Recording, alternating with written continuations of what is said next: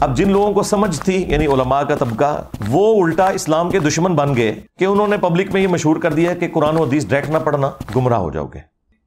میں رمضان المبارک میں قرآن ترجمہ کے ساتھ پڑھنا چاہتا ہوں، کس مترجم کی تلاوت؟ بالکل کسی مترجم کی تلاوت آپ نے نہیں کی، یہ بات یاد رکھیں۔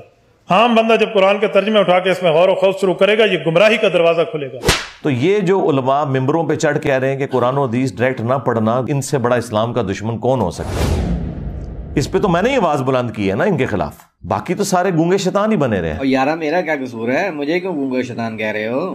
اور علماء کی توہین تو نہ کرو نا بھائی، علماء نے تو خود قرآن نہیں سیکھا ہوا، اور ان کی اوقات تو یہ ہے کہ دوسری اذان کے وقت لوگ مسجد میں آ رہے ہوتے ہیں۔ یہ جو مسلمان نما کافر ہر جمعے کو ممبر پہ چڑھتا ہے، اور دنیا میں ملینز آف یہ کفار کے ایجنٹ مولویوں کی شکل میں ممبروں پہ چڑھے ہوئے ہیں، اور آپ کو یہ کہتے ہیں قرآن و حدیث ڈائریکٹ نہیں پڑھنا، آپ گمراہ ہو جاؤ گے، ان کے یہ الفاظ کیا قابل گرفت نہیں ہے؟ مولوی کہاں بھاگ رہا تو؟ یار یہ بستی کری جا رہا ہے، اس کو کہو کوئی خدا کا خوف کھائے یار، میں عالم بندہ ہوں، استاد العلماء ہوں یار، حد ہو گئی۔ تم اسلام کی پیٹھ میں چھرا گھونپ رہے ہو۔ اصل میں یہود و نصارہ کے کفار کے ایجنٹ یہ لوگ ہیں جو آپ کے ممبروں پہ بیٹھے ہوئے ہیں کہ جی قرآن و حدیث ڈائریکٹ نہیں پڑھنا، اور یہ کہہ رہے کیوں ہیں؟ ان کو پتا ہے کہ ان کے فرقے کا کوئی عقیدہ قرآن و سنت کے مطابق نہیں ہے۔ انہیں فوراً فکر لگ جاتی ہے کہ اگر کسی نے قرآن ترجمے سے پڑھا تو پھر مرے ہوئے بزرگوں کو، بابوں کو پکارنا چھوڑ دے گا، ایک اللہ کا پکارنے والا وہ بن جائے گا۔ ایاک نعبد و ایاک نستعین۔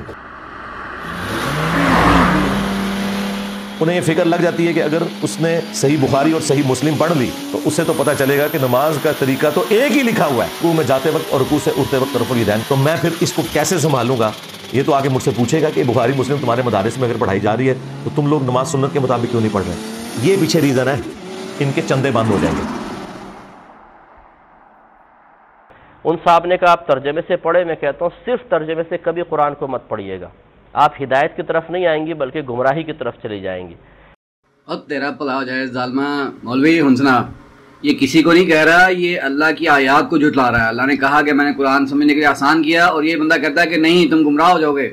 یہ آپ کو کبھی بھی قرآن و حدیث ڈائریکٹ نہیں پڑھنے دیں گے۔ اسلام کے ساتھ دشمنی یہ لوگ کر رہے ہیں، قرآن کے بڑے دشمن یہ ہیں۔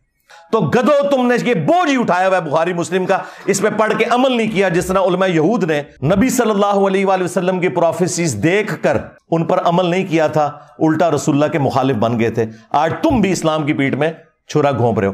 اللہ نے علم دیا تھا لیکن پستی میں گر گیا، دنیا کا کتا بن گیا۔ اس کی رالیں ٹپکتی رہتی ہیں نا، اس طرح اس کی رالیں ٹپکتی ہیں، یہ چندہ بک لے کے پھرتا رہتا ہے۔